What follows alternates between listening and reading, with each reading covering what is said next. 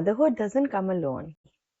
It doesn't just arrive with a baby. It arrives with emotional changes, family expectations, shifts in relationships, and a lot of confusion about who you are now, especially for women. I'm Meghna, I'm a psychologist, I'm a mother, and I'm an Indian woman living inside these changes myself.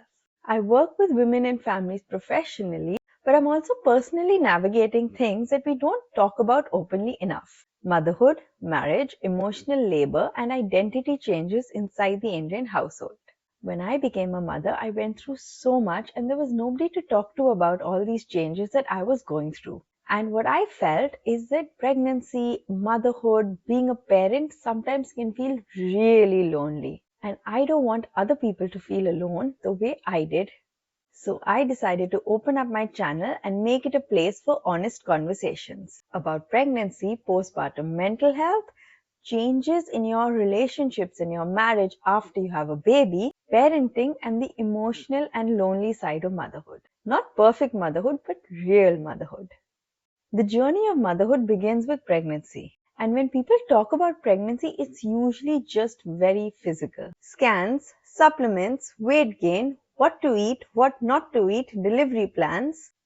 But hardly anyone talks about what happens inside your mind and heart. The constant thinking, the worrying, and the pressure to do everything right. Many women feel anxious, emotional, irritable, and sensitive during pregnancy. And then they start feeling guilty about having these feelings because we've been told that pregnancy is supposed to be this beautiful phase. And we're just supposed to be so happy and grateful all the time, which honestly is not really possible. Your body starts changing very fast and your mind hasn't even caught up yet. And still you're expected to feel grateful, glowing, and calm all the time.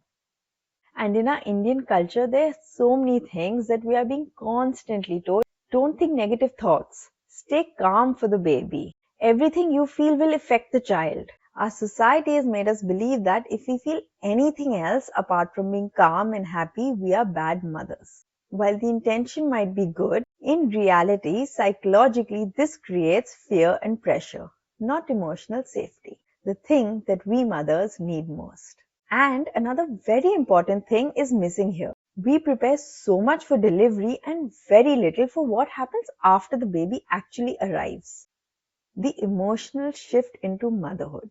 Pregnancy isn't just about carrying a baby. It's also about slowly letting go of who you were, even before the baby arrives. That emotional preparation matters more than you think. After childbirth, all the attention naturally goes to the baby. And yes, the baby does need care, and a lot of it. But the mother is also going through one of the biggest psychological transformations of her life. Postpartum mental health is often just reduced to two words: baby blues or postpartum depression. But there's so much in between these that people have not even put a name to. So it's very difficult to describe and explain. Anger, irritability, numbness, being disconnected from yourself. So many women tell me that I don't recognize myself anymore. Your body feels unfamiliar. Your energy is different. Your emotional capacity changes. And then comes the guilt. Guilt for not enjoying every moment, guilt for always feeling tired, guilt for asking for help when you actually and genuinely need it the most, and guilt for missing your old self. I want to explain something really important here. Guilt says I did something wrong, and shame says there's something wrong with me. And motherhood quietly pushes many women from guilt into shame without them even realizing it. Even breastfeeding, which is spoken about as beautiful and natural, can also come with pain, pressure, exhaustion, and self-doubt. And when it doesn't feel easy, women blame themselves. Why? That's because society has told women that that's the only and right way to do it, which is not true. There's so many more options these days. And what's important is not whether your child is breastfed or formula fed, but that your child is fed, happy and healthy. And many people forget that. These postpartum mental health struggles, they're not weakness. They are hormonal changes, neurological changes, and a whole and huge shift in identity.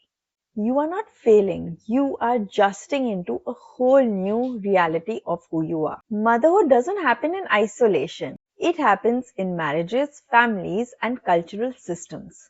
In Indian households, after a baby arrives, expectations increase, often quietly. The emotional and mental load on women grows. Looking after the baby, managing the house, maintaining relationships, keeping everyone comfortable, often while ignoring their own needs. In-laws may be involved, sometimes supportive and sometimes overwhelming. Advice, opinions, comparisons, most of it may come from care, but emotionally it can feel too much. And what people don't often realize is that more than advice, we need hands-on help. Not for the baby, but for the mother.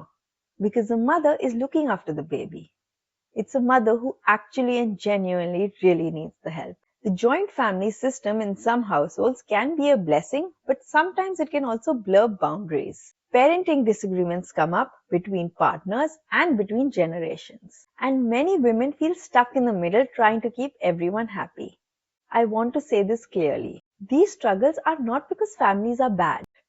They happen because expectations are rarely spoken about. When expectations are unclear, women are often the ones who end up adjusting.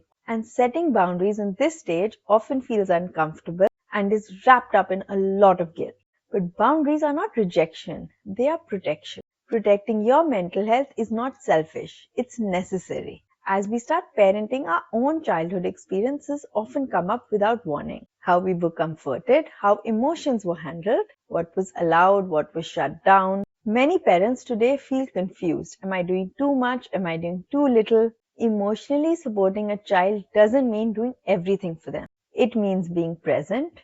It means responding, not reacting. It means allowing reactions without shaming them. In many Desi households, parenting has been driven by fear, obedience, and comparison. And breaking these cycles doesn't mean blaming your elders or your parents. It means noticing these changes, choosing differently with compassion. Healing yourself is one of the most powerful parenting tools you have. With all that being said, this channel is now going to talk about pregnancy from a psychologist's lens, postpartum mental health, marriage after a baby, parenting psychology, and Indian cultural realities. Without shaming women, these are conversations many women carry quietly, including me, and they deserve space, they deserve language, and most of all, they deserve understanding. If any part of this felt familiar, stay, subscribe, and let's do this together.